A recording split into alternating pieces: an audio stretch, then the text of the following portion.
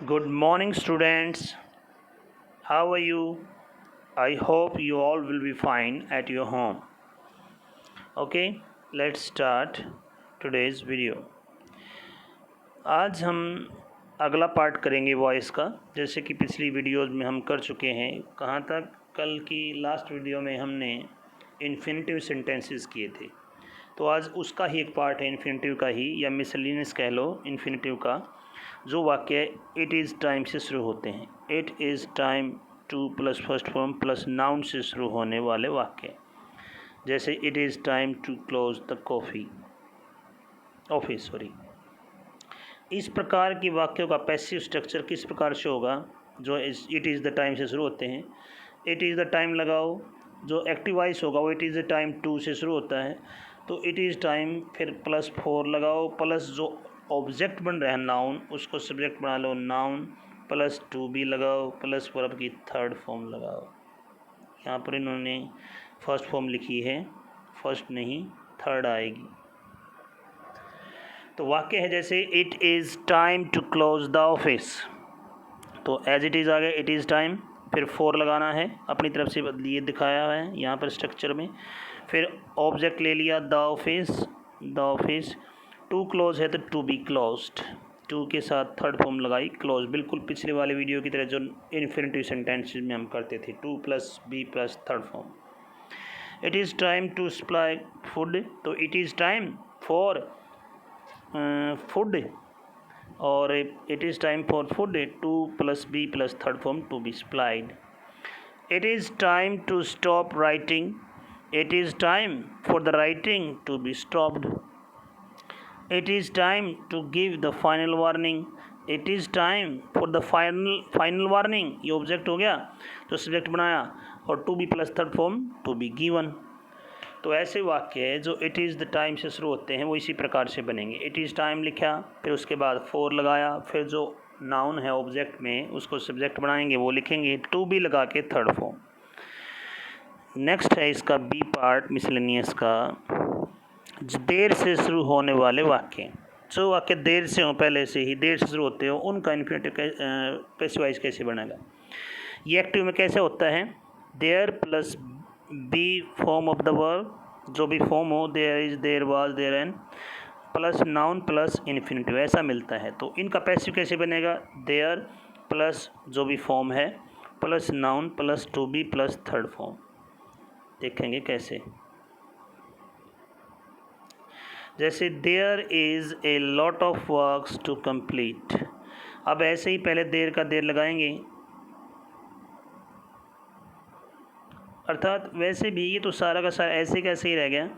ऐसे देर से शुरू होने वाले में जहाँ पर टू लगा है उसके बाद बस बी लगा के थर्ड फॉर्म बना देंगे, बाकी सेम एज इट इज़, यानी देर के बाद वही जो बी की वर्ब है वो, जो भी नाउन है वो, बस क्या करना है, यहाँ जितने भी वाक्य हैं टू कंप्लीट, टू राइट है, to plus be plus third form बना देंगे। तो क्या बन जाएगा? There is a lot of work to be completed, there are 6 letters to write, there are 6 letters to be written, there is no time to lose, there is no time to be lost. To be lost हो गया, बस to lose की जगह to donate की जगह to be donated, to waste की जगह to be wasted, to do की जगह टू बी डन, बाकी सेम, जो यहाँ था वही वहाँ, एज इट इज़। तो इस प्रकार से देर से शुरू होने वाले वाक्य का पैसिव वॉइस बन जाएगा। नेक्स्ट हम पॉइंट करते हैं passive of verb showing state of mind and feeling. कुछ वर्ब ऐसी होती हैं जो एक्शन व्यक्त नहीं करती बल्कि मानसिक स्थिति या भाव को व्यक्त करती हैं। इस प्रकार की वर्ब पैसिव फॉर्म में बाय का प्रयोग नहीं किया जाता है, बल्कि उपयुक्त प्रीपोजिशन जो भी लगनी होती है उसका प्रयोग किया जाता है।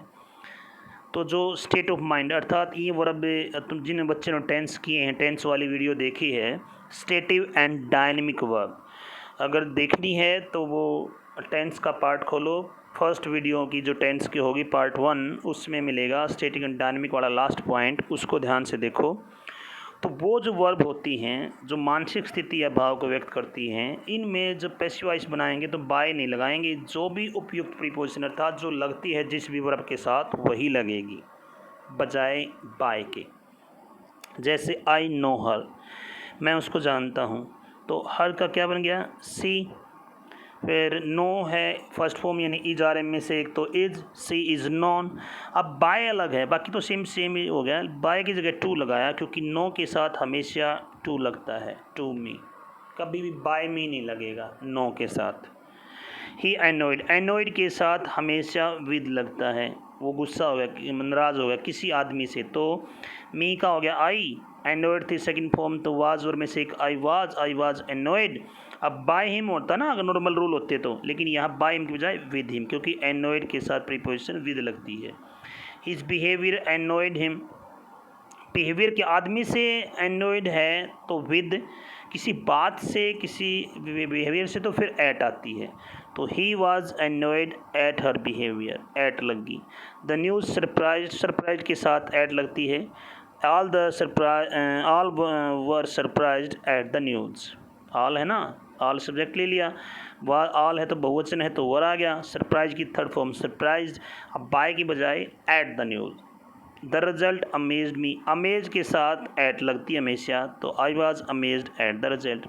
सी वैक्सड मी, वैक्स के साथ हमेशा एट लगता है, I was vexed at her. Her conduct shocked me, जो शॉक्ड के साथ भी एट लगता है, तो I was shocked at her conduct. Satisfied के साथ, आदमी के साथ सेटिस्फाइड है तो विद, बात पर है तो एट ऑन लगती हैं, तो he satisfied everybody, everybody was satisfied with him. The magazine has generally interest, interest के साथ हमेशा इन लगता है तो लगी in. I have been greatly interested in the magazine, not by this magazine, by नहीं in. The news pleased me, please के साथ वही फिर है आदमी से प्लीज़ है, जैसे एनोए था वैसे तो विद लगेगा, एनोए भी प्लीज़ भी, अगर आदमी से है तो with. She was pleased with the news. इस तरह की कुछ वर्ब्स एम के साथ वाले प्रीपोजिशन निम्नलिखित हैं, और भी जैसे जो फिक्स है इनके साथ भी उनके साथ वही लगेगी। तो जैसे known to, amaze at, annoyed with, जो अभी ऊपर बात करी है मैं, annoyed at, started at, vexed at, decorated with, filled with, surprised at, embodied in, और भी बहुत सारी हैं। जिन्होंने प्रीपोजिशन का टॉपिक किया है, जिन्होंने प्रीपोजिशन याद की हैं, डील इन, कंटेन इन, वो फिक्स होते हैं कुछ प्रीपोजिशन जिनके साथ किसी भी सिचुएशन में वही लगेगी। तो अगर उनमें से कोई वर्ब वाला वाक्य है तो पैसिव वॉइस में बाय की बजाय वो प्रीपोजिशन लगेगी जो उसके साथ हमेशा लगती है। पॉइंट नंबर डी इसका मिसलेनियस का, passive of verbs with appropriate preposition, जो जिन वाक्य में पहले से प्रीपोजिशन लगी हो, जो स्टार्टिंग में हमने किया था, जिन वाक्य का पैसिव वॉइस अगर बगैर प्रीपोजिशन के हो तो नहीं बनता, ठीक है। तो कुछ वर्ब अपने बाद प्रीपोजिशन के साथ ही ऑब्जेक्ट लेती हैं, ऐसी वर्ब के साथ जो ट्रांजिटिव इंट्रांजिटिव वर्ब का हमने शुरू में जिक्र किया था। पैसिव फॉर्म में भी प्रीपोजिशन उसी तरह से लगा रहता है। जैसे ही लाफ्ड एट मी आ रहा है, एट आ रहा है इसलिए पैसिव वॉइस बन गया। अगर इतना ही वाक्य होता है ही लाफ्ड तो उसका पैसिव वॉइस वाक्य नहीं बनता। तो ये जो इंट्रांजिटिव वर्ब थी उनके साथ, इनके साथ अगर प्रीपोजिशन लगी हुई है तो पैसिव वॉइस बन सकता है। फिर कैसे बनेगा, सेम रूल है, बस जो प्रीपोजिशन लगी हुई है वो अभी यहाँ पर लाफ्ड एट है, तो जब जो भी अगर पहली फॉर्म है, सेकंड है, फर्स्ट फॉर्म आईएनजी है, उसके साथ थर्ड फॉर्म बना देंगे तो वहीं लगेगी, नहीं वर्ब के बाद ही लगेगी, कहीं और नहीं लगेगी। बाकी सेम रूल जो अभी तक की हमने सारी वीडियोज़ में किए हैं। जैसे ही laughed at me, I was laughed at by, यानी दोनों प्रीपोजिशन इकट्ठे आ गई क्योंकि एट तो रहेगी लाफ्ड के साथ, तो at by him. The police is requiring into the matter, into है तो वो इनटू रहेगी रिक्वायर्ड के बाद भी, रिक्वायरिंग है जो रिक्वायर वर्ब है उसकी थर्ड फॉर्म बनाएंगे रिक्वायर्ड, तब भी इनटू रहेगी। जैसे the matter is being required into by the police. Sita smiled at Ram, Ram was smiled at by Sita, दोनों लगी। ही लुक्स आफ्टर, आफ्टर रहेगी। His parents are looked after by him. Rahim mocked at our class teacher, our class teacher was mocked at by Rahim. यानी इस तरह की verb जो अपने साथ प्रीपोजिशन के बाद ऑब्जेक्ट लेती हैं वो निम्नलिखित हैं, जैसे look at, look after, laugh at, smile at, decorate at, smoke at, surprise at. तो ये बहुत सारी वर्ब जिनके साथ अगर प्रीपोजिशन लग रही हैं लेती हैं तो उनका पैसिव वॉइस ऐसे ही बनेगा, वो प्रीपोजिशन वहीं रहेंगी। पॉइंट नंबर ई, कुछ सेंटेंस की एक्टिव वॉइस में बनावट निम्न प्रकार की होती है। एक्टिव वॉइस में subject plus ask plus object plus if या वेदर और फिर क्लाज लग रही हो, यानी कम्प्लेक्स सेंटेंस हो या सबऑर्डिनेट कंजंक्शन वाला वाक्य है तो फिर उसका पैसिव वॉइस कैसे बनेगा। इस तरह के वाक्य में प्रथम भाग को ही पैसिव वॉइस में बदला जाता है, शेष वाक्य में कोई परिवर्तन नहीं होता। जैसे I asked Rani if she went to Jaipur, मैंने रानी से पूछा कि क्या वो जयपुर गई। अगले में भी he asked me when I would complete my work, उसने मुझसे पूछा कि मैं अपना काम कब करूँगा। तो ऐसे वाक्यों को जो पहला वाला पार्ट है कंजंक्शन से पहले का उसी को पैसिव वॉइस बना देंगे, लास्ट वाले को फिर एज इट इज लिख देंगे। जैसे आई आस्क्ड रानी, तो ये वाक्य ना आई आस्क्ड रानी, तो क्या हो जाएगा, इसी को पैसिव वॉइस चेंज कर देंगे। क्या करेंगे, रानी इधर ले आए, रानी आस्क्ड है तो सेकंड फॉर्म में तो वाज वर्ड में से एक रानी वाज आस्क्ड। अब बाय मी नहीं लगाओगे, रानी वाज आस्क्ड बाकी नुकानों लिख देंगे if she went to Jaipur. अगले में देखो जैसे ही आस्क्ड मी, इसको बदलो पहले पैसिव वॉइस में, मी का हो गया आई, आज सेकंड फॉर्म है तो वाज वर्ड में से एक वाज और आज की थर्ड फॉर्म है ही पहले से, सेकंड थर्ड सेम होती है तो आई वाज आस्क्ड। अब बाय हिम नहीं लगाओगे, आगे नुकानों लिख देंगे when I would complete my work, when I would complete my work. अगला देखो they asked me if I knew his address, तो मी का हो गया I was asked, bye them नहीं लिखेंगे जैसे आम वाक्य में करते हैं क्योंकि ये वो वाक्य हैं कम्प्लेक्स सेंटेंसेस वाले। तो और जो यहाँ पर एजेंट था राजेश, दे, ही, आई, ये नहीं लगा, आई वाज आस्क्ड आगे सेम लिख दिया if I knew his address. Rajesh asked me का बदल गया I was asked, by Rajesh लिखने की जरूरत नहीं। अच्छा हाँ सॉरी, इसमें नाउन है,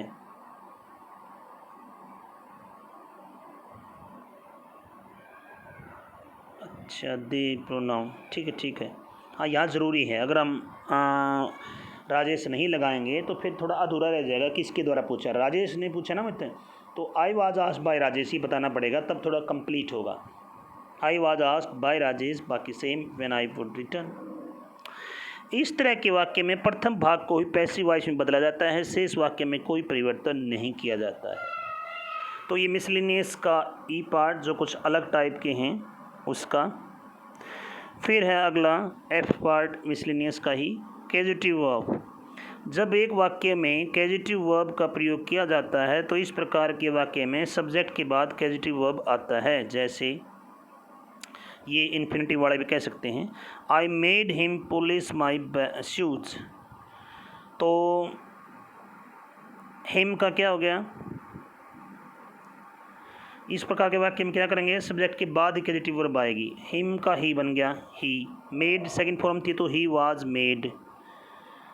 और अब ये पुलिस माई शूज़ है तो टू लगाओगे अपनी तरफ से, टू पुलिस माई शूज़।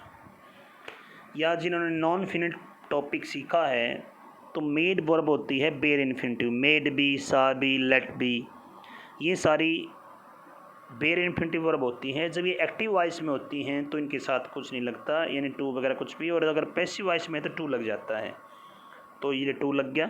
अगला देखो he made me sing song, इनमें भी फिर आई नहीं लगाया, इसमें भी।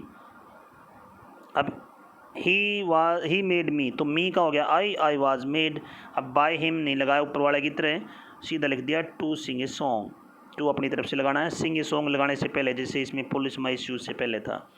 आई सा हर गो, मैंने उसे जाते हुए देखा, तो हर का हो गया सी, वाज सीन, गो है गो से पहले to go. I let her गो, हाँ अब इसमें टू क्यों नहीं लगा, अगर आपने वही फिर बात आ गई नॉन फिनिट जिसने टॉपिक सीखा है तो उसमें बताया है पहले ही पॉइंट में बेयर इन्फिनिटिव में कि लेट के बाद कभी भी टू इन्फिनिटिव का प्रयोग नहीं होता, हमेशा ही बेयर इन्फिनिटिव आता है, चाहे एक्टिव वॉइस हो या पैसिव वॉइस हो। और जितनी वर्ब थी make, let, bid, hear, see, watch, notice, observe, इनके साथ एक्टिव वॉइस में है तो बेयर इन्फिनिटिव, पैसिव वॉइस में है तो टू इन्फिनिटिव, लेकिन लेट के साथ हमेशा बेयर इन्फिनिटिव। तो हिम का हो गया ही वाज, इजारा लेट सेकंड फॉर्म इजारी बात है ये।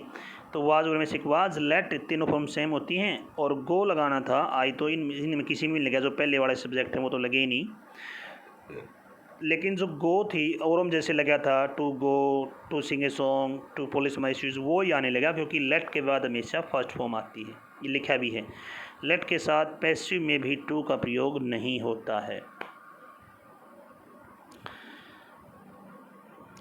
दे मेड हिम किंग, तो हिम का बन गया ही वाज मेड, सीधा किंग, क्योंकि मेड के बाद पैसिव वॉइस। अब इसमें टू क्यों नहीं लगाया, क्योंकि प्रोनाउन नहीं था। अगर कोई वर्ब या प्रोनाउन होता तो फिर लगाते, ये कुछ अलग था, इसमें सीधा नाउन आया है तो टू किंग नहीं लगाऊंगी। He was made king. We elected him monitor, तो हिम का हो गया ही वाज इलेक्टेड मॉनिटर। अब यहाँ पर बताना पड़ गया इलेक्टेड किसके द्वारा इलेक्ट किया गया, मॉनिटर टीचर ने कराया, किसने कराया, ज़रूरी था इसलिए बाय अस, जैसे ऊपर वाले एक वाक्य में था। जब आपको ये लगे कि ये अधूरा वाक्य रह गया, कि जो वाक्य सब्जेक्ट में बताना चाह रहा था कि हमने चुना, चलो हमने पैसिव बनाना कि काम के ऊपर हुआ, लेकिन ये भी तो बताना जरूरी है किसके द्वारा हुआ, अगर ज़रूरी है तो। I found her crossing the road, मैंने उस रोड करते हुए पाया, तो she was found crossing the road. अब इसमें ज़रूरत नहीं किसके द्वारा पाएगी, मैंने पाया ना। We saw her sing a song, she was seen to sing a song.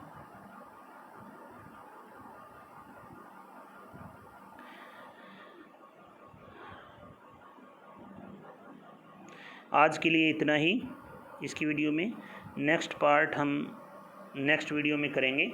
आज हमने जितने मिसलेनियस के थे एफ पार्ट तक वो सारे किए, जो कुछ अलग से होते हैं, विभिन्न होते हैं। तो आशा करता हूँ कि आपको समझ में आ गए होंगे। किसी सेंटेंस में डाउट हैं तो आप इस वीडियो को दोबारा देखें, फिर भी डाउट नहीं क्लियर होता तो आप मेरे से पर्सनली कमेंट करके पूछ सकते हैं। ओके, अगर वीडियो पसंद आए तो लाइक और सब्सक्राइब करें। Thank you, have a nice day, take care, bye.